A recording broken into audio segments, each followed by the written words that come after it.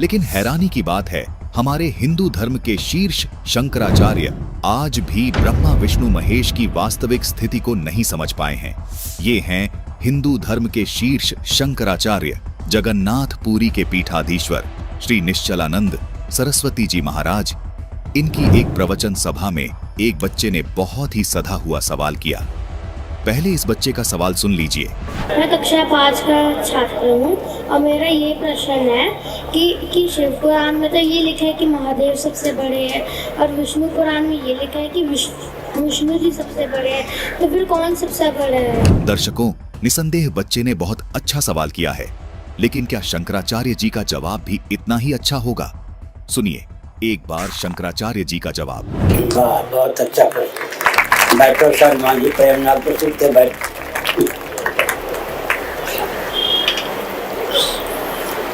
लक्षण एक होने पर वस्तु और व्यक्ति में एकत्व मान्य है।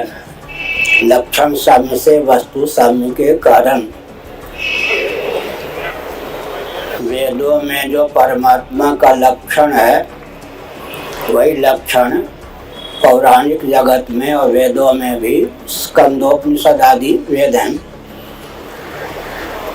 एक ही परमात्मा सृष्टि के प्रारंभ में स्वयं को 5 रूपों में व्यक्त करते हैं। उत्पत्ति नामक कृत्य का निर्वाह करने के लिए स्वयं को हिरण्यगर्भ ब्रह्मा बना देते हैं, या हिरण्यगर्भ ब्रह्मा के रूप में व्यक्त होते हैं। स्थिति नामक कृत्य का पालन, रक्षण नामक कृत्य का निर्वाह करने के लिए वे विष्णु के रूप में, श्रीमन नारायण के रूप में स्वयं को प्रकट करते हैं। संहार नामक कृत्य का निर्वाह करने के लिए शिव के रूप में प्रकट करते हैं। निग्रह नामक कृत्य का निर्वाह करने के लिए, कृत्य माने कार्य, शक्ति के रूप में स्वयं को व्यक्त करते हैं। अनुग्रह नामक कृत्य का निर्वाह करने के लिए गणपति या गणेश के रूप में स्वयं को प्रकट करते हैं। शिव पुराण में शिव जी को ब्रह्म कहा गया है, वही लक्षण विष्णु पुराण में विष्णु जी को लेकर है, देवी भागवत में देवी को लेकर है, गणेश पुराण में गणेश को लेकर है, सूर्य पुराण में सूर्य को लेकर है। तो लक्षण साम्य से वस्तु साम्य, सगुण साकार रूप है, लेकिन पूर्ण परमात्मा के ही सब अवतार हैं। दर्शकों, सुना आपने? शंकराचार्य जी के जवाब को सुनकर कोई भी व्यक्ति ये नहीं बता सकता कि ब्रह्मा विष्णु व शिव में बड़ा कौन है तथा पूर्ण परमात्मा कौन है। और शायद इसीलिए आज तक हिंदू धर्म का सबसे बेबस चेहरा आज इन तस्वीरों के रूप में देखने को मिल रहा है। अगर इन शंकराचार्यों ने इस सवाल का सही जवाब दिया होता तो हर सभा में इनको इस सवाल का सामना न करना पड़ता। लेकिन दर्शकों, मायूस मत होइएगा। आज आपको प्रमाण सहित बताएंगे कि ब्रह्म पुराण में ब्रह्मा भगवान क्यों हैं, विष्णु पुराण में विष्णु भगवान क्यों है और शिव पुराण में शिव भगवान कैसे हैं। आज आपको इस पूरे रहस्य की जानकारी प्रमाण सहित दी जाएगी। सुनिए संत रामपाल जी महाराज के इस विषय पर ये विशेष सत्संग प्रवचन। जैसे ये साधक साधना करते थे, मेडिटेशन हठ योग करके समाधिस्थ होते थे, तो काल इनको भ्रमित करने के लिए किसी को तो विष्णु रूप में दर्शन दे देता, तो ऋषि महर्षि सोचते कि ये विष्णु जी देवता है, ये पूर्ण परमात्मा है, और उनको आकर पुल बांध देते कि आप ही समर्थ हो, आप ही सर्वशक्तिमान हो। मन समाधि दशा में आपके दर्शन हुए, आप खुद परमात्मा हो, आप अपने आप को छुपाए हो। तो इस बात से विष्णु जी फूल का दोहना कोपा हो जाते और सोच लिया कि मैं ही भगवान हूँ। 1 ने 2 ने 10 ने 20 ने ऐसे ही कहा। फिर किसी को ये जैसे समाधिस्थ हो रहे, किसी को ब्रह्मा के रूप में दर्शन दे देता है, और वो जो थोड़ी बहुत मांगे को सिद्धि विद्धि उन्हें देकर अंतर्ध्यान हो जाता समाधि दशा में। तो वो क्या कहते थे कि हे भगवान, ये ब्रह्मा जी को कहते आप खुद पूर्ण परमात्मा हो, आप ही समर्थ हो, हमने समाधि दशा में आपका दर्शन पाए हैं, और आप ही समर्थ हो, आप अपने आप को छुपाए हुए हो, आप सृष्टि के रचनहार हो। और किसी को शिव रूप में दे देता है, तो वो सोचते हैं शिव ही सृष्टि रचने वाला है, ये छुपाए हुए हैं अपने आप को। तो इसी आधार से ब्रह्मा जी ने तन्नो सोच लिया मैं सृष्टि करता, सब मेरे से उत्पन्न हुए। और विष्णु जी ने ये सोच लिया कि मैं सबका मालिक। एक दिन ब्रह्मा जी आ गए विष्णु जी के पास। ब्रह्मा जी को देखकर विष्णु उठे नहीं, ये जान करके मैं इससे बड़ा हूँ और मैंने इसकी उत्पत्ति की है, जैसे उसने और ऋषि महर्षियों से सुन रखी थी। उधर से ब्रह्मा जी ने सोचा कि मैं इसका बाप हूँ, मैं इसका जनक हूँ और ये मेरी आदर भी नहीं कर रहा है। ब्रह्मा जी कहने लगे बेटा उठ देख मैं तेरा बाप आया हूँ। अब विष्णु जी कहें कि मैं तेरा बाप हूँ, तू तेरा जन्म मेरी नाभि कमल से हुआ है। इससे बात पर दोनों का झगड़ा हो गया। अब उन झगड़े को समाप्त करने के लिए इस काल ने, सदाशिव ने बीच में एक नूरी एक पिलर सा खड़ा कर दिया। तो ये दोनों झगड़ा था छिया दिया छोड़, उसको ढूंढने लगे उसके एंड को। कहने का भाव यह कि फिर ये शिव रूप में प्रकट हो गया। और फिर ये क्या समझाता है, ब्रह्मा विष्णु महेश इनसे प्रसन्न किया तो काल इनको धोखा देता है कि ये तो मेरा साकार रूप है, यो पिलर, और मैं निराकार रूप हूँ। मैं अब तुम्हारे सामने साकार बनकर आया हूँ, मैं ही भगवान हूँ, तुम अपने आप को भगवान मत समझो। अब देखो विद्वेश्वर संहिता, ये वही शिव पुराण गीता प्रेस गोरखपुर से प्रकाशित। और ये देखो ब्रह्मा विष्णु महेश का आपस में झगड़ा हो गया था, बीच में यो स्तंभ खड़ा कर दिया, इसको लिंग बोले, शिवलिंग। और ये अब 25 पृष्ठ पे हम दिखाते हैं। ब्रह्मा और विष्णु ने पूछा प्रभो सृष्टि आदि 5 कर्तव्यों के लक्षण क्या क्या हैं यह हम दोनों को बताइए। भगवान शिव बोले, युकाल बोला कि मेरे कर्तव्यों को समझना अत्यंत गहन है, तथापि मैं कृपा पूर्वक तुम्हें उनके विषय में बता रहा हूँ। अब यहाँ देखो, यहाँ देखिएगा 26 पृष्ठ पे संक्षिप्त शिव पुराण नीचे आते हैं।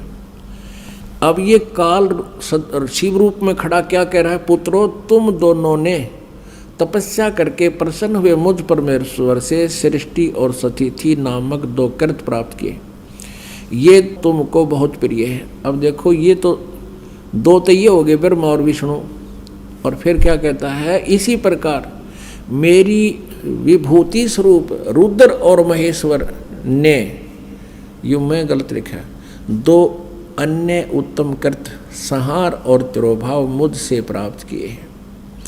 तो 2 तो ब्रह्मा विष्णु महेश हो गए और 2 ये रुद्र और महेश हो गए। बोलनिया 5वां ये सिद्ध हो गया कि ब्रह्मा विष्णु और रुद्र और महेश इस काल के ही पुत्र हैं। ये अपने पुत्र इस शिव को ही इन 11 रुद्रों का मुखिया बनाता है, इसलिए यही एक रुद्र रूप भी धारण करता है। वैसे वो लीला काल की ही होती है।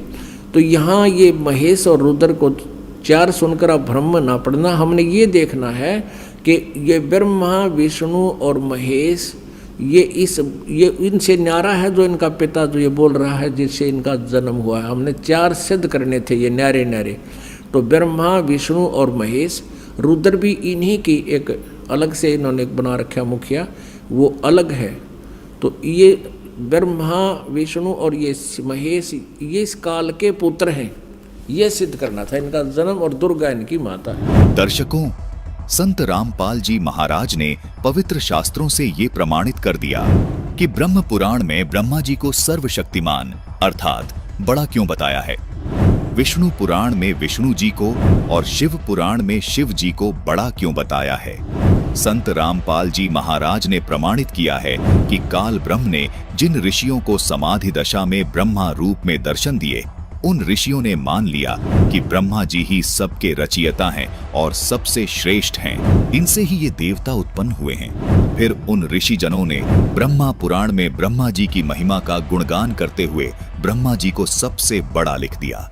इसी प्रकार इस काल ब्रह्म ने, जो कि इन तीनों देवताओं का पिता है, उसने जिन ऋषियों को विष्णु रूप में दर्शन दिए, उन्होंने विष्णु जी को सबसे बड़ा मान लिया और विष्णु पुराण में सबका रचयिता विष्णु जी को बता दिया।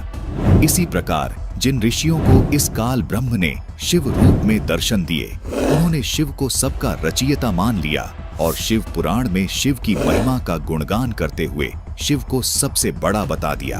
आज संत रामपाल जी महाराज ने शिव पुराण से सिद्ध कर दिया कि जिस प्रकार काल ब्रह्म ने शिव रूप में प्रकट होकर दोनों देवताओं का अर्थात ब्रह्मा और विष्णु का युद्ध रुकवाया तो सबने मान लिया कि शिव ही भगवान है, जबकि यहाँ एक शंकर और खड़े हैं और रुद्र भी वही है। इससे सिद्ध होता है कि ये काल ब्रह्म ही इन तीनों देवताओं का रूप बनाकर प्रकट होता है। दर्शकों, अगर आप ये सोच रहे हैं कि काल ब्रह्म खुद ऋषियों के सामने क्यों नहीं आ जाता, ब्रह्मा विष्णु महेश के रूप में क्यों आता है, आपकी इस शंका के समाधान के लिए संत रामपाल जी महाराज ने सृष्टि रचना नामक वीडियो में इस रहस्य को विस्तार से बताया है, जिसका लिंक हमने डिस्क्रिप्शन बॉक्स में दे दिया है। फिर भी संक्षिप्त जानकारी के लिए आपको गीता जी अध्याय 7 का श्लोक 24 व 25 देखना चाहिए। इन श्लोकों में काल ब्रह्म कहता है कि बुद्धिहीन पुरुष मेरे अनुत्तम अर्थात घटिया परम भाव को नहीं जानते। श्लोक 25 में कहा है कि मैं अपनी योग माया से छिपा रहता हूँ, सबके प्रत्यक्ष नहीं होता। दर्शकों, काल ब्रह्म द्वारा ये नियम बनाने का कारण ये है कि इस संसार में जितने भी जीव है उन सबको खाने वाला यही काल ब्रह्म है, जो गीता जी अध्याय 11 के श्लोक 32 में कहता है कि मैं काल हूँ और इस समय इन सब योद्धाओं को खाने के लिए प्रवृत्त हुआ हूँ। दर्शकों, इस बात का प्रमाण ऋग्वेद में भी मिलता है, जिसमें 2 भगवानों का जिक्र है, एक खाने वाला और एक न खाने वाला। जो खाने वाला भगवान है वो यही काल ब्रह्म है। यही काल ब्रह्म अपना उल्लू सीधा करने के लिए पुरंज में प्रवेश करके दैत्यों का नाश करता है और यही काल ब्रह्म पुरकुत्स में प्रवेश करके गंधर्वों का नाश करता है तथा उपस्थित ऋषियों को विष्णु रूप में दर्शन दे देता है, जिससे मौजूद ऋषियों को भ्रम हो जाता है कि विष्णु जी ही ये सब कार्य कर रहे हैं, जबकि पुरकुत्स के शरीर में प्रवेश करके खुद काल ब्रह्म गंधर्वों का नाश करता है। और इसी प्रकार श्री कृष्ण में प्रवेश करके गीता का ज्ञान देता है और अर्जुन को युद्ध के लिए तैयार करके करोड़ों योद्धाओं का नाश करवा देता है। दर्शकों, काल ब्रह्म जीवों को क्यों खाता है तथा काल ब्रह्म को अपनी पत्नी दुर्गा को ये वचन क्यों देना पड़ा कि आज के बाद मैं कभी किसी को दर्शन नहीं दूंगा? ये जानने के लिए डिस्क्रिप्शन बॉक्स में दी गई सृष्टि रचना के लिंक पर जाकर संत रामपाल जी महाराज द्वारा बताए गए इस रहस्य को प्रमाण सहित अवश्य देखिएगा। संत रामपाल जी महाराज ने पवित्र शास्त्रों से सिद्ध कर दिया है कि इन तीनों देवताओं में से कोई भी पूर्ण परमात्मा नहीं है, बल्कि ये तीनों तो 3 लोक में एक एक विभाग के स्वामी है। ब्रह्मा को उत्पत्ति का कार्य मिला है, विष्णु को पालन का और शिव को संहार का कार्य मिला है। ये तीनों देवता स्वर्ग लोक, पाताल लोक और पृथ्वी लोक पर एक एक विभाग के स्वामी हैं, जबकि काल के 21 ब्रह्मांड में बहुत से लोक हैं, लेकिन इन तीनों देवताओं का अधिपत्य केवल स्वर्ग लोक, पाताल लोक और पृथ्वी लोक पर ही है। वास्तव में संत रामपाल जी महाराज ने इस बच्चे के सवाल का सटीक और शास्त्र प्रमाणित जवाब दिया है। देखिए किस प्रकार ब्रह्मा और विष्णु को भी खुद के ईश होने का भ्रम हो गया था और किस प्रकार काल ब्रह्म ने उनको ये साफ किया कि आप तीनों देवता ईश नहीं हैं। ईश यानी भगवान नहीं है, अर्थात सबके धारण पोषण करने वाले नहीं हैं। ये है शिव महापुराण हिंदी टीका सहित भाग 1 विधा वृद्धि पंडित ज्वाला प्रसाद जी मिश्र कृत हिंदी टीका सहित, जिसके प्रकाशक हैं खेमराज श्री कृष्ण दास, जो कि मुंबई से प्रकाशित है। इसके रुद्र संहिता 1 अध्याय 6 से 10 में लिखा है कि दोनों के युद्ध को देखते हुए काल यानी ब्रह्म, जो तीनों देवताओं के पिता हैं, अपने तीसरे पुत्र शिव का रूप बनाकर युद्ध के मैदान में प्रकट हो जाते हैं। तभी काल ब्रह्म शिव के रूप में उनके सामने आते हैं और कहते हैं कि अज्ञानतावश तुम दोनों ने अपने आप को भगवान मान लिया। तुम ईश नहीं हो, तुम भगवान नहीं हो। यही बताने के लिए मैं रण स्थान पर आया हूं। दर्शकों, शिव पुराण में यहाँ स्पष्ट लिखा है कि काल ब्रह्म शिव में प्रकट होकर ब्रह्मा और विष्णु को कह रहा है कि तुमने जो अज्ञानता से अपने को ईश माना, ये बड़ा अद्भुत हुआ।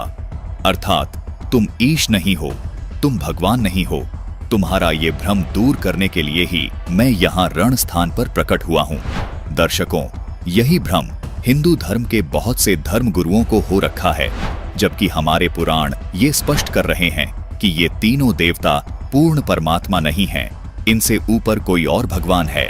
दर्शकों, आइए अब आपको एक और प्रमाण दिखाते हैं जिसमें स्पष्ट होता है कि यह तीनों देव नाशवान हैं और देवी दुर्गा इनकी माता है।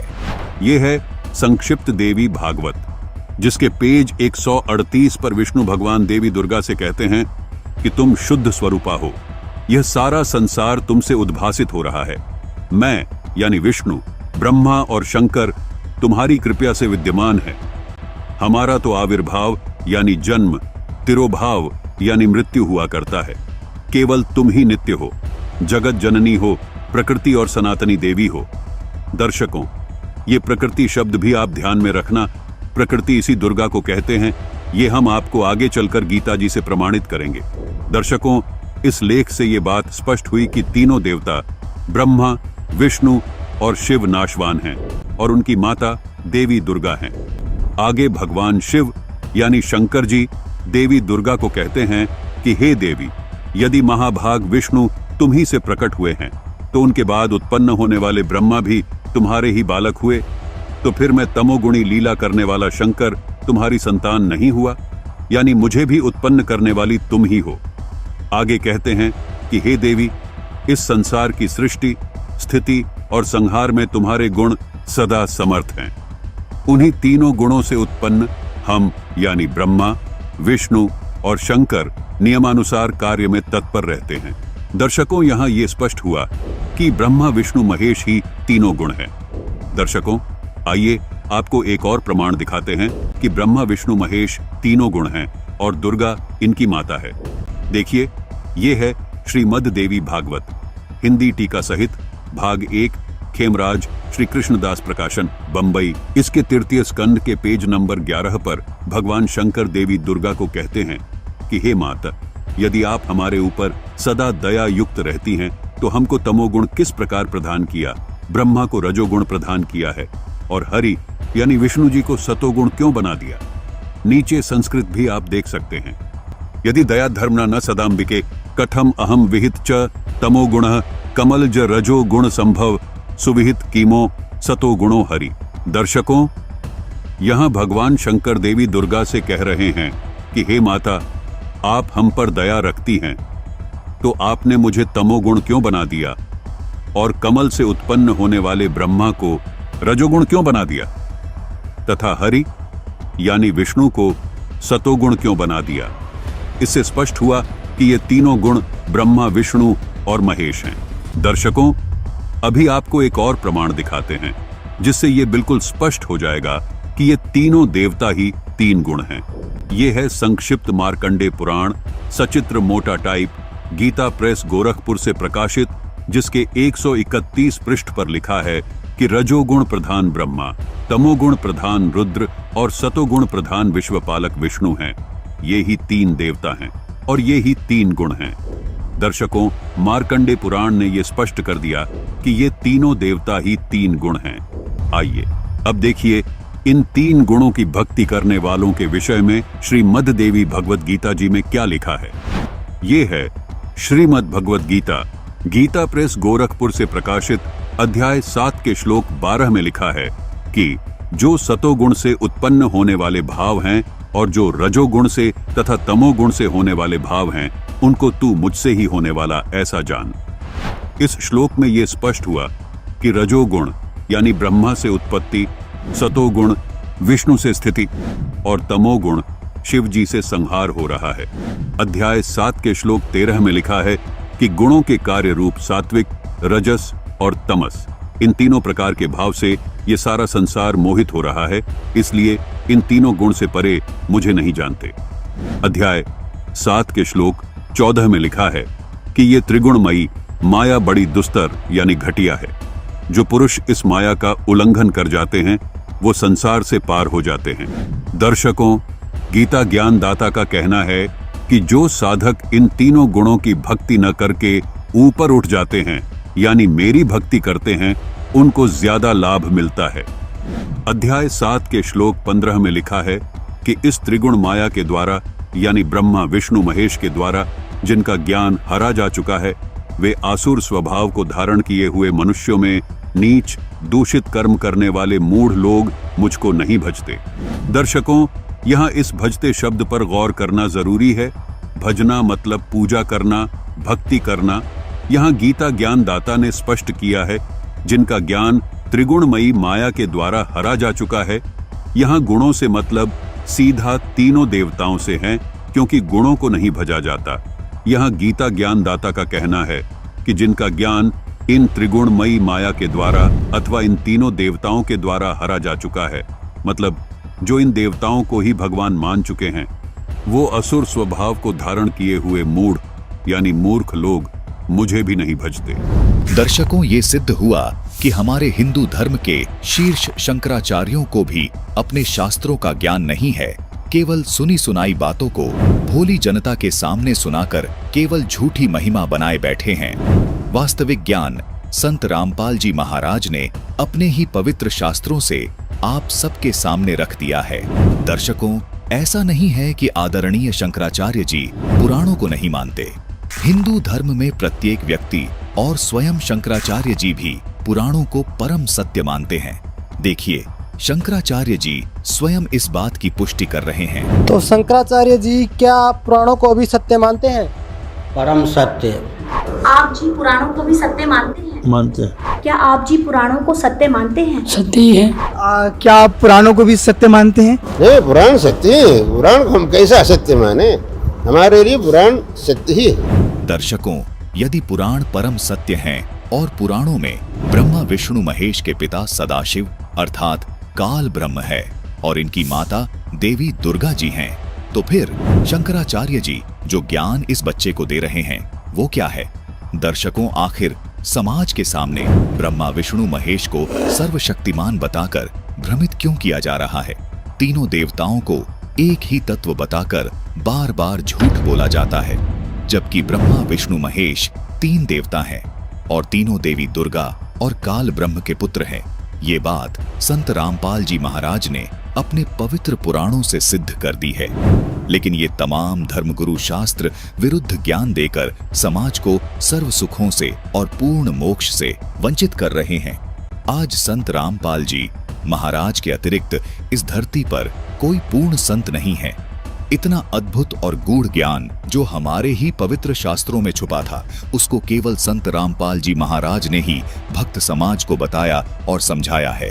दर्शकों, रामचरितमानस, शिव पुराण, देवी भागवत पुराण, मार्कंडे पुराण तथा श्रीमद् भगवत गीता जी से ये स्पष्ट हो गया कि ब्रह्मा विष्णु महेश ये तीनों काल ब्रह्म और देवी दुर्गा के पुत्र हैं, लेकिन आत्मा रूप में सबकी उत्पत्ति पूर्ण परमात्मा से हुई है। देवी दुर्गा और काल की उत्पत्ति भी आत्मा रूप में पूर्ण परमात्मा से ही हुई है। रामचरितमानस की इस चौपाई में बिल्कुल स्पष्ट है कि वेद जिन्हें नेति नेति कहकर निरूपण करते हैं वो आनंद स्वरूप, उपाधि रहित और अनुपम है, जिनके अंश से अनेकों शिव, ब्रह्मा और विष्णु भगवान प्रकट होते हैं। कि वेदों में जिसको पूर्ण परमात्मा बताया गया है वो पूर्ण परमात्मा इतना समर्थ है कि ब्रह्मा, विष्णु और महेश उनके अंश से आत्म रूप में प्रकट हुए हैं। यहाँ स्पष्ट है कि ब्रह्मा, विष्णु और शिव पूर्ण परमात्मा नहीं है। जिसके अंश से ये तीनों देवता उत्पन्न होते हैं वो पूर्ण परमात्मा है। रामचरितमानस में कहा है कि ईश्वर अंश जीव अविनाशी, चेतन अमल सहज सुखरासी, यानी ईश्वर से ही उत्पन्न होने के कारण आत्मा अविनाशी है, यानी आत्मा कभी नहीं मरती। जिस परमेश्वर से जीव आत्मा उत्पन्न हुआ है वह परमेश्वर अविनाशी, चेतन, निर्मल और स्वभाव से सुख की राशि है। लेकिन सब जीवों के शरीर नाश हो जाते हैं, जिसका समर्थन गीता अध्याय 15 श्लोक 16 भी करता है। आत्मा को अविनाशी इसीलिए कहा गया है क्योंकि आत्मा रूप में ब्रह्मा, विष्णु, महेश, दुर्गा व क्षर पुरुष यानी गीता ज्ञान दाता तथा सर्व प्राणियों की उत्पत्ति उसी पूर्ण परमात्मा ने की है। इसलिए रामचरितमानस में लिखा है कि अनेकों ब्रह्मा, विष्णु, महेश उस सच्चिदानंद ब्रह्म से आत्मा रूप में उत्पन्न होते हैं। जिस परमात्मा से सभी प्राणी आत्मा रूप में उत्पन्न हुए हैं उस परमात्मा को गीता अध्याय 15 श्लोक 17 में उत्तम पुरुष कहा गया है। उसी परमात्मा को तीनों लोकों में धारण पोषण करने वाला परमात्मा तथा वास्तव में अविनाशी परमेश्वर कहा गया है।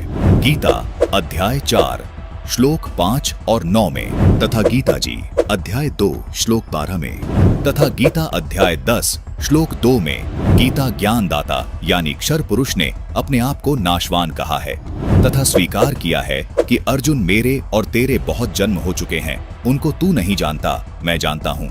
इससे सिद्ध हो जाता है कि क्षर पुरुष यानी गीता ज्ञानदाता जो ब्रह्मा, विष्णु, महेश के स्थूल शरीर का पिता है, वो भी अविनाशी नहीं है, उसका शरीर भी नष्ट होता है। अब आपको गीता अध्याय 15 श्लोक 16 से भी स्पष्ट करते हैं। इस श्लोक में कहा है कि दो पुरुष हैं, क्षर पुरुष और अक्षर पुरुष, तथा इनके अंतर्गत सब प्राणियों के शरीर तो नाशवान है, यानी ये सब नष्ट होते हैं, परंतु आत्मा सबकी अविनाशी है।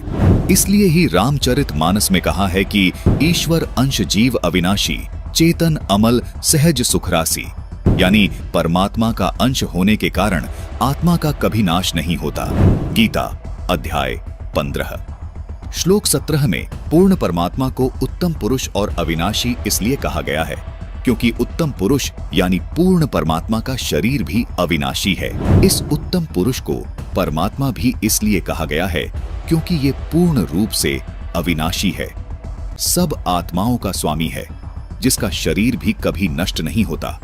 इस उत्तम पुरुष के लोक में किसी प्रकार का कोई दुख नहीं है, ये किसी को दुख नहीं देता, सिर्फ सुख ही सुख देता है। इसलिए इसी परमात्मा को रामचरितमानस में सुख की राशि भी कहा है। जिस गीता ज्ञानदाता काल के लोक में हम रह रहे हैं, इस लोक के मालिक को परमात्मा नहीं कहा जा सकता, क्योंकि इस काल लोक में कोई सुखी नहीं है। इसलिए पूरी गीता जी में गीता ज्ञानदाता ने अपने को कहीं भी परमात्मा नहीं कहा, केवल उस उत्तम पुरुष को ही परमात्मा तथा अविनाशी परमेश्वर कहा है। दर्शकों, गीता जी में अन्य स्थानों पर जहां भी परमात्मा शब्द से संबोधन किया गया है, वो इसी उत्तम पुरुष अर्थात सच्चिदानंद घन ब्रह्म के विषय में बोला गया है। अर्थात पूर्ण परमात्मा का शरीर कभी नष्ट नहीं होता। इसीलिए इस श्लोक में लिखा है कि वो उत्तम पुरुष तो अन्य ही है जो वास्तव में अविनाशी है, उसी को परमात्मा कहा गया है। संत रामपाल जी महाराज सभी को आदि सनातनी भक्ति पर इसलिए दृढ़ कर रहे हैं ताकि हम सब आदि सनातनी भक्ति करके उस उत्तम पुरुष के अविनाशी लोक में चले जाएं, जहां जाने वाली सभी जीवात्माओं को भी अविनाशी शरीर प्राप्त होता है। अविनाशी शरीर होने के कारण उस शाश्वत लोक में पुनर्जन्म व मृत्यु नहीं होती, जहां जाने के बाद साधक लौटकर इस काल लोक में कभी वापस नहीं आते। इसी को पूर्ण मोक्ष कहा जाता है। गीता अध्याय 18 श्लोक 62 में गीता ज्ञानदाता इसी अविनाशी लोक की बात कर रहा है। यही वो शाश्वत यानी सदा रहने वाला स्थान सतलोक है, जहां जाने के बाद साधक इस संसार में यानी इस क्षर पुरुष गीता ज्ञानदाता जो ब्रह्मा, विष्णु, महेश के स्थूल शरीर का पिता है, इस ब्रह्म के लोक में लौटकर कभी वापस नहीं आते। उस सनातन परम धाम यानी सतलोक में जाने के बाद ही आत्मा को अविनाशी शरीर प्राप्त होता है, जिस शरीर का कभी नाश नहीं होता। उस परम धाम यानी सतलोक में वृद्ध अवस्था नहीं होती, वहां शरीर सदा ही युवा रहता है, किसी के शरीर की मृत्यु नहीं होती, वहां आत्मा को हमेशा के लिए अमर शरीर प्राप्त होता है। इसी को पूर्ण मोक्ष कहते हैं। क्योंकि गीता ज्ञानदाता ने गीता अध्याय 18 के श्लोक 62 में कहा है कि हे अर्जुन, तू सर्वभाव से उस परमात्मा की शरण में जा, उस परमात्मा की कृपया से तू परम शांति और सनातन परम धाम को प्राप्त होगा। फिर गीता अध्याय 15 के श्लोक 4 में कहा है कि तत्वदर्शी संत से तत्व ज्ञान प्राप्त करने के पश्चात परमेश्वर के उस परम पद की खोज करनी चाहिए, जहां जाने के बाद साधक लौटकर संसार में कभी वापस नहीं आते, अर्थात उनका पूर्ण मोक्ष हो जाता है। दर्शकों, वो सनातन परम धाम यही सतलोक है, जिसको संत रामपाल जी महाराज ने सृष्टि रचना नामक वीडियो में बहुत ही विस्तार से समझाया है। इस वीडियो का लिंक हमने डिस्क्रिप्शन बॉक्स में दे दिया है। जबकि तथाकथित धर्मगुरु इन्हीं तीनों देवताओं को पूर्ण परमात्मा बताकर भक्त समाज को गलत भक्ति बता रहे हैं।